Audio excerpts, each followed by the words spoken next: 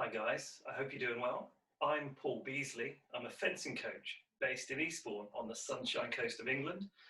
And in these videos, we're going to look at some basic fencing technique. So you really just need a small space for this because as I record this, we've just come out of lockdown in the UK, but we're still not really allowed to go to any clubs, especially any indoor sports. So if you're thinking about trying fencing and you can't do it yet because of lockdown, these videos are going to teach you some basics, okay? Now, we're not using any weapons, okay? It's purely your own body, okay? So we can do on guard, we can do footwork, and we can do a range of offensive and defensive maneuvers.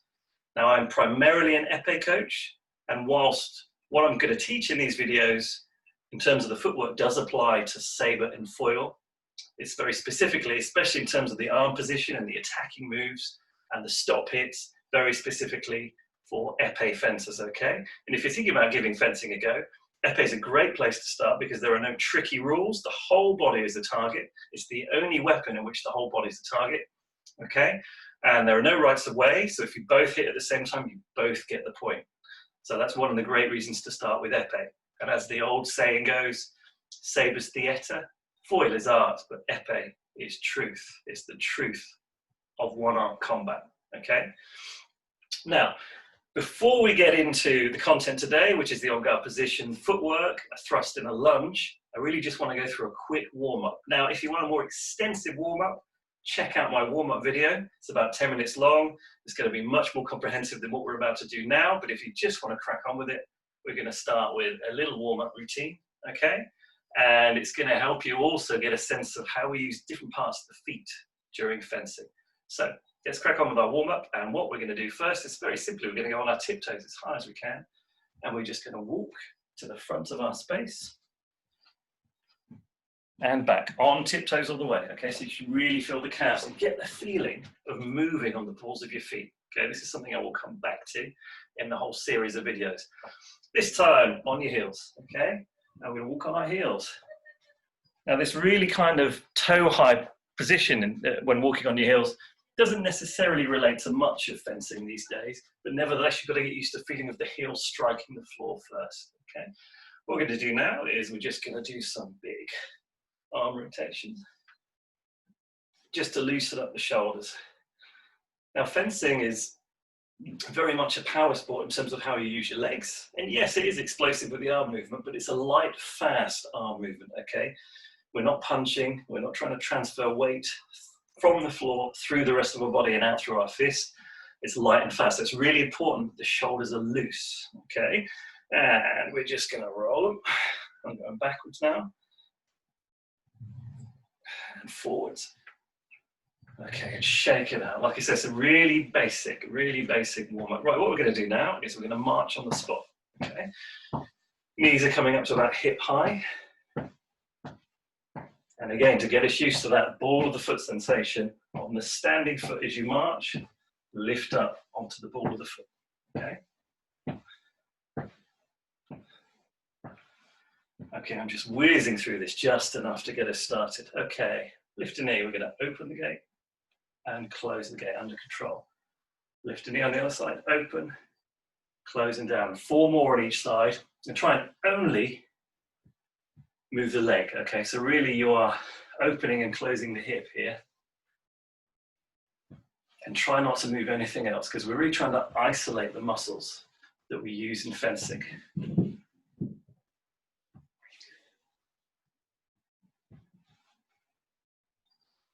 Okay, and what we'll do now is, with both feet facing forward, we're going to take a lunge, okay? And in this position, what I want you to do is tilt the pelvis forward and then reach up. And what this does, besides stretching more of the body, it really accentuates the stretch on the hip flexor of that back leg. Okay, change legs, off we go again. Tilt and reach. And push. One more on the other side. Tilt and reach. And lunge, tilt and reach. Okay, nearly there, nearly there. What we're going to do is we're going to spread the feet nice and wide. And we're going to lunge over to one side, keep the torso nice and upright. We don't want to get into the habit of kind of pitching forward with our torso or kind of looking anywhere but forward really with our head. Head's quite heavy. You get that in the wrong position, it can draw your shoulders and your arm and therefore your sword into the wrong position. And we're just lunging laterally one way and the other. Because this is a warm-up, we're not holding these positions for too long because it sends the wrong signal to the body. Okay, I'll go into more depth about that in my warm-up video. Right, speedy biz, but we are saying jobs are good and let's crack on. Right, so the first thing we're going to look at, okay, is the on guard position. Now, so I very quickly model my on guard position, okay.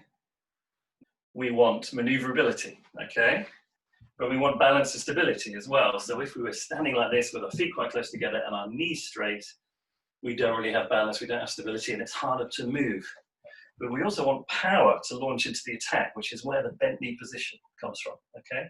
Then you've got these muscles under some tension, and you can then really use the stored energy to power into your footwork and all your attacks, okay? So that's the why of the position, and that's build how we do this. Right, so if you are right-handed, it's going to be the right foot that goes forwards, okay?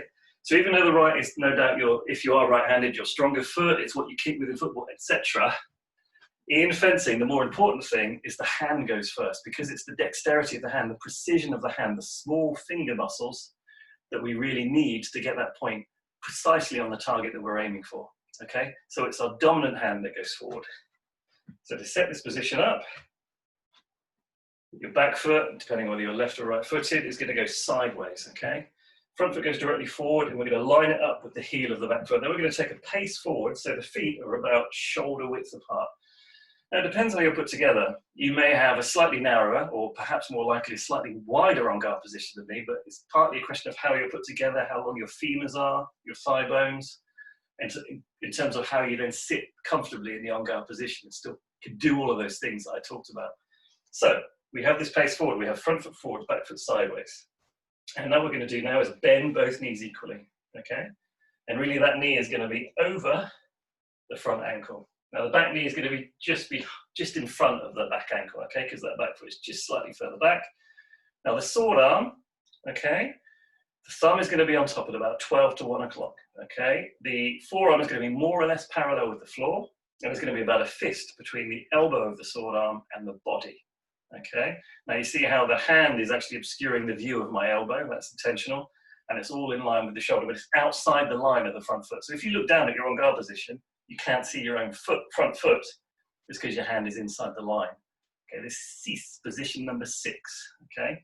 The back arm is going to be, there's a slight bend in it, you're going to hold it just behind the rest of the body, okay? Now the idea of this is it keeps the shoulders loose, it keeps them nice and balanced and stable, but it's not just swinging around and therefore causing a little kind of tipping action or bucking action in the shoulders. It's going to throw your hand out.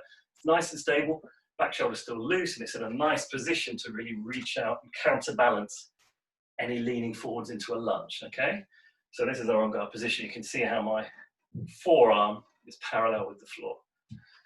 Okay, that is the on guard position. So let's shake it out, okay?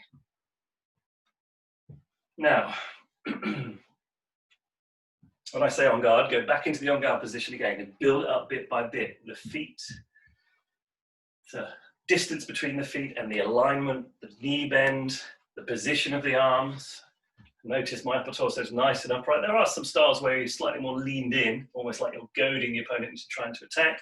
But the way I've been taught the classical French position, okay, we're much more upright. And the power is coming from here, okay? But this is nice and smooth and loose and light. So all the actions are going to be nice and elastic and not too heavy. So therefore, if we do miss, we're still in position. Whereas if we put too much into that one action with the upper body, we're out of position, we're off balance. It's therefore harder to do the next move, and that's when the person who's trying to hit you gets the hit, okay? Power, balance throughout the body, power, and a nice elastic kind of looseness in the upper body and the sword arm, okay? So hopefully you've set your on guard position back up again. Let me model some bad positions, okay? It could be my arm is slightly out. So here, look, you can fence like this, but What I would say is when you're learning, learn your base camp position, okay? So you're going to be, you know you're in this position. So when you're 100% sure you have the muscle memory, you're in the right position, that's when we can start to mess with the position of the arm. You'll see the top guys do it, okay? Because they are trying to achieve something with these slightly different positions. But for us, let's keep it in Cs, okay? Nice, strong in Cs. Your knee could roll in, okay? So that means your weight is slightly going this way. So when you step or you attack, you're listing slightly, and you can come across with the shoulder when you attack. Feet can be too close together. I've sort of explained this already. So you're not as maneuverable. You can't create as much power. It's really just not such a good position. Your front foot could be slightly off.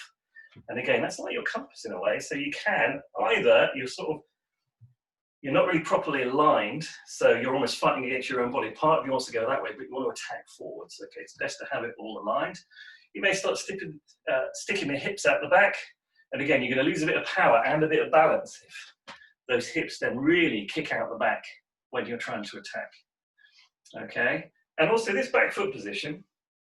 Okay, now sideways is the more classical position. In modern fencing, you'll have that back toe just facing forwards a little bit. Now the reason is it's considered to be more maneuverable, which is probably the case. But the only study ever done shows that you lose a little bit of attacking power in terms of the foot position. Lose a little bit of attacking power if your back toe is facing forwards. If it faces sideways, maybe you're a fraction less maneuverable, you have more power in the attack because you have a much more stable platform to launch from. If your back toe faces backwards, worst of the three options, you're going to lose even more power, okay? So let's start with the foot sideways, the back foot sideways, okay? And that's going to be our base position, and we can start to look at that as the videos go on. As you get more experience, you can ask your coach, okay? So our on-guard position should now be looking like this. And there are going to be some nuances that I'll build in as we go, but for now I just want you to make a nice quick start to understanding the basic on-guard fencing position. And if you're going to do this yourself, I mean, I can actually see the picture of me while I'm videoing, but it's really useful to have a full-length mirror. Failing that, film yourself. Try and get the camera roughly around the height of your chest, around the height of your neck, and then you can really tell whether from the perspective of your opponent, your hand is in the right position, okay? If it isn't, then you've got immediate feedback and you can adjust. So using a mirror and or using a video is a really useful way to check your on-guard position and your footwork, okay? So, we're going to do classical footwork today, and that's more or less what we're going to stick with for the whole series. Classical is very much steps, okay? Very, very clear, specific steps. Now there's bouncing footwork, where you're just doing tiny, tiny little jumps on the balls of the foot, and there's also a combination where you might do a half step and then bounce the other feet into position. We're just doing classical, so each foot movement is much more like a step than a bounce. Okay, so what we're going to do is I'll do the front on camera first, and then I'll move a little bit so the carpet camera, we could call it, the carpet camera is going to pick it up. And don't forget to bend the knees, okay? So to step forwards, we are going to reach with the heel of the back foot, okay? And you only want to go about the length of your own foot.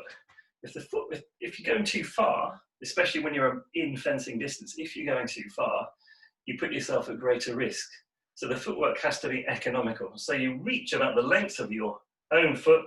The toe comes up in classical footwork, but not too high, okay? Because that makes it all lumpy and it lacks smoothness. Now, as we begin to put the toe, the ball of the front foot down, we lift in place the back foot. Now, ideally, you would be landing it ball first and you keep the heel off the ground. But for your first lesson, doesn't matter if you land flat, okay? But what we're looking for is, reach with the heel. As the front toe goes down, you bring that back foot in nice and quickly, okay? You don't drag it because that slows you down. You get it down nice and quickly. Imagine you've got a resistance band on your ankles and it is just pulling that foot forward, okay? And you get it down under control with bent legs. Okay, so I'm going to use the carpet cam. So I'm just moving forwards a little bit so both feet are in the right position for the little side camera.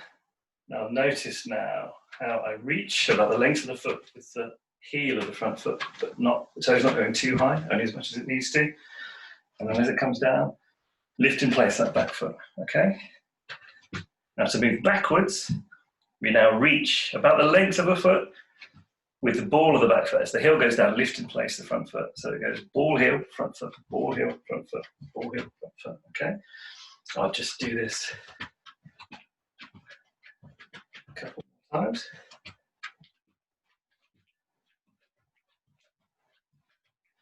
Okay, good stuff. So what we're going to do is, you're going to keep distance with me. Now, because we don't have a weapon in hand, the sense of distance is not that clear. When you fence, say you're roughly the same height as your opponent, you use the same grip, your on-guard position of the arm is very similar.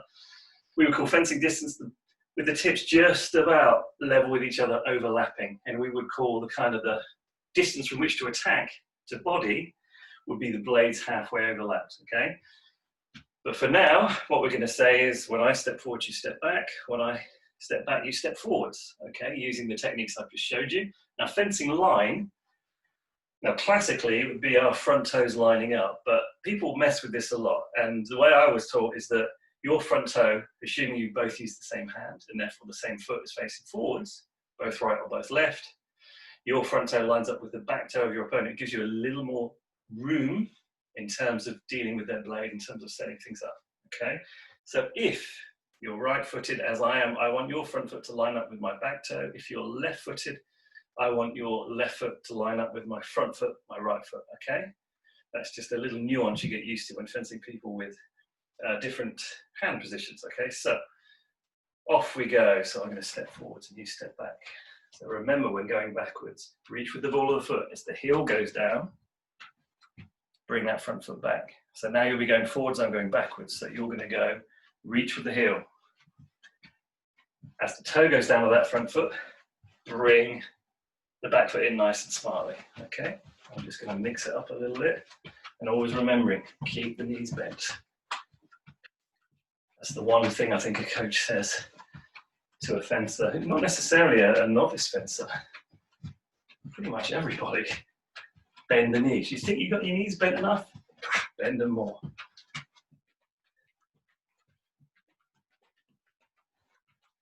Now this distance control, which is what we're doing, we're in a battle here really, to try and control the distance.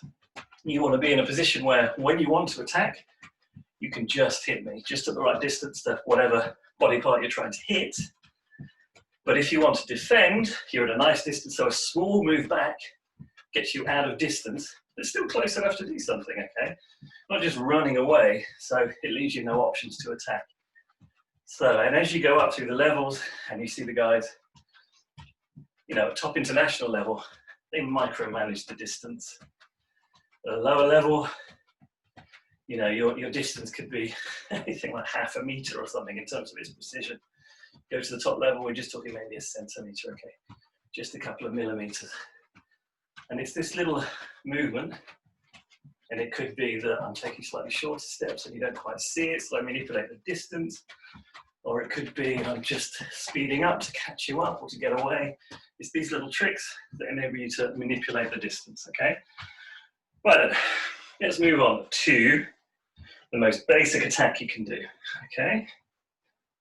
So, you're nicely on guard. Imagine your opponent's getting really close.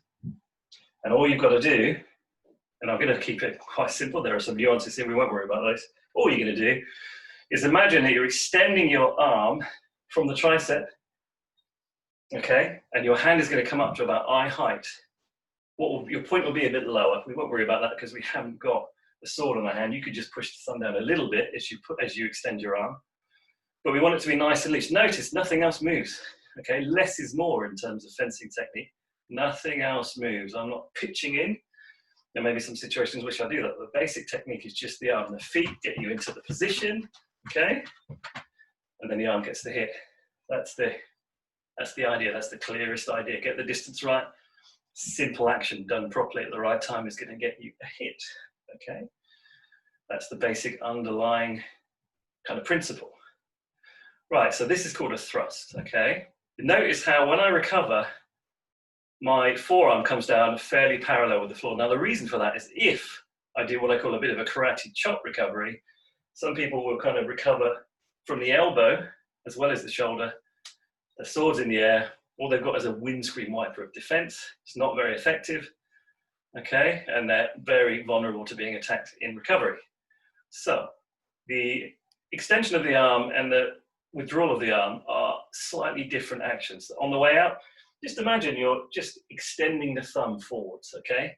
And using the tricep to do that. But on the way back, there's more of a shoulder reaction that pulls the whole arm unit down so the forearm can be much more parallel to the floor, and therefore your point of your sword is on target, okay? So that's the thrust. Now, obviously, that's quite a short range attack. So what we're going to do now is we're going to look at the longer range cousin, which is the lunge. Now, it starts the same way. And to begin with, we're just going to say it starts with a thrust, okay? Now, from this position, this is the more technical part. Notice knees nice and bent, so you've got balance, you've got power, okay? So this is position 1. Position 2, okay, you've got to think that there's a coin under your front heel, okay? So as you extend your back leg, push through the floor with your back foot, extend your back leg, you're going to try and kick that coin across the floor in front of you, okay? Which means you basically go kind of heel first, you lift the toe. So there's a moment when you're in this position and you sink in and your front foot, your front knee bends to over your front ankle, more or less, okay? So we've got 1, and then a very complicated extension and kick flick move, 2, into the lunge, okay? Notice how my back arm comes out for stability. If it's there, I tend to round into the hip a bit more, I'm less balanced, okay? I'm slightly more stuck in position here, my weight is spread out. It's much easier for me to go through 3 and 4, okay? So what we have is, we have 1, the thrust, 2, the kick and flick into the lunge, 3, push through the floor with the ball of your front foot, bring your front foot and your back arm into position, and then 4, the arm comes back. If we do 3 and 4 together, yeah, when you get more experience, you can almost set this as a trap. But if you do this when you're not aware of it, and you've missed with your attack, you're vulnerable to your opponent's attack into your recovery, okay? So it's very specifically, while we learn, we've got a 1, a 2, a 3, a 4, okay? Have a go at a few of those. And what I'll do is I'll say the number and you do the move. And I'm just going to assume that you're doing a really great job, okay? So 1, out goes the arm. 2, the kick and flick as you land in the lunge position, okay? Front knee now bent over the front ankle, not in front of it, not behind it, but over it. Back leg is straight, back foot is flat on the floor. While we're learning, there are some nuances, we won't worry about those today, okay? 3, push through the floor with the ball of your front foot, recover the front foot and the back arm, so you return to bent legs and the feet in the original position. A lot of people recover like this, less stable, more vulnerable to the original position. And then 4, the arm comes back, okay? So ready again, nicely on guard. 1, 2, 3, 4. And again, 1, 2, 3, 4. Right. We're just going to do one little nuance today. So whilst it's good to teach technique to get this arm out first, if your arm is out a split second before you start to kick into the lunge, your opponent sees it coming, they can either move out of the way or they might take some kind of parry or counter-attack into what you're doing, okay? So what we're going to do now is say there are only 3 moves in the lunge, okay? So 1 and 2 are now blended. So it still starts with the arm going first, okay? And as it starts to extend, you kick into the lunge, but the arm is straight before we fully land that front foot, okay? So 1 is now, okay? And 2 is now back to this position, and 3 is here. So we have 1, 2, 3, okay? So, once again, nicely on guard. Remember, the hand starts to go first. As the arm's extended, you kick into the lunge, but the arm is straight before the front foot lands. Nicely on guard. 1. You should be in the lunge position now. 2, 3, okay? And once more. 1, into the lunge. 2, recover front foot and back arm. 3, recover sole arm. Okay, I'm sure you did marvelously well there. So what we're going to do to finish, okay, is we're going to do about a minute of footwork. You're going to keep distance with me. We're going to put the footwork and the lunge together. Okay, so this is how it's going to work. When I step forward, you step back. So I'm right at the back of my space. So if you start at the front of your space, okay, so close to your computer or your phone. Okay, so when I step forward, you step back. Well, I step back, you step forward. Trying to remember all the different technical points of the step, okay? Now, when you see my arm drop, that means get ready to lunge, but don't lunge until my arm is down and I step forward. So what this is doing, okay, it's exaggerating, but it's replicating the sense of an opponent stepping into your distance to actually hit them to the chest, for example, but their blade isn't in the right position, so it gives you a chance to attack, okay? But if you're at fencing distance and the arm is down and you lunge from there, well, firstly, they're going to have plenty of time to step back. But secondly, you're out of distance for an attack to chest, okay? So we're looking for, okay, arm is down, but don't lunge yet. Lunge now, okay? When the arm comes back, you recover to en garde, and off we go. So if I'm just standing there with the arm down, I haven't stepped, just wait, okay? If I step back with the arm down, take a step forwards. But when I step forwards with my arm down, poof, in you go. I'm stepping into distance, my sword's out of position, it's harder for me to defend myself. Bang, in you go, you get the lunge. 3, 2, 1, go. So keeping distance. Ready, ready, ready. Boom, and you go with the lunge. Recover. Ready, a lunge, recover. Ready, and relax. Ready, and relax, keeping distance, because the arm came back up into position before I stepped into distance. Ready, lunge, and recover. Getting a bit trickier now because I'm moving backwards and the arm's down. Don't attack because you're going to be out of distance. It's hard to catch up with someone who's already moving back. Like this, same thing again, but wait for the change of direction. Hope you got the lunge in that time.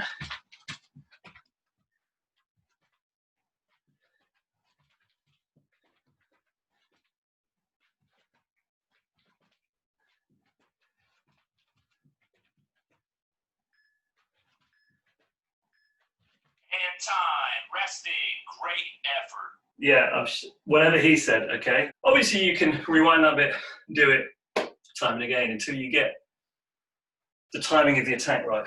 Because we're looking for you to go, okay, when I'm in this position and I start the step.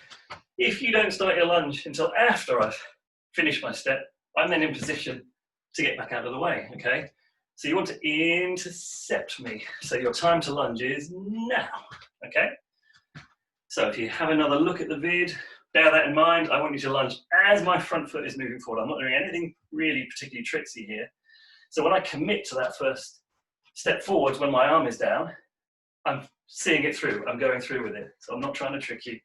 So if you look at it again, really make sure you're going now, okay? Not now, too slow, I'm out of the way, but now, as I start my step forwards, because in this video, you can guarantee that I'm taking a full step forward and I'm bringing my back foot in. Right then, that is the end of video number 1. We've done en garde, we've done classical footwork, we've done a thrust and we've done a lunge, and we've put the footwork and the lunge together in a little scenario that replicates that fencing situation where you're trying to attack if someone comes in towards you, okay, in a vulnerable position. So, thanks for joining me on footwork video number 1. In video number 2, we're going to add a stop hit, okay? So not just an attack, which is the lunge, but a stop hit, which is a counter-attack using a thrust, okay? So we're gonna take it up a level in the next video, and we'll do 2 minutes of footwork at the end, not just 1. So with every successive video, I'm adding a move, and I'm adding a minute to the footwork we do during the video. Hope you enjoyed that. See you again soon. Thank you.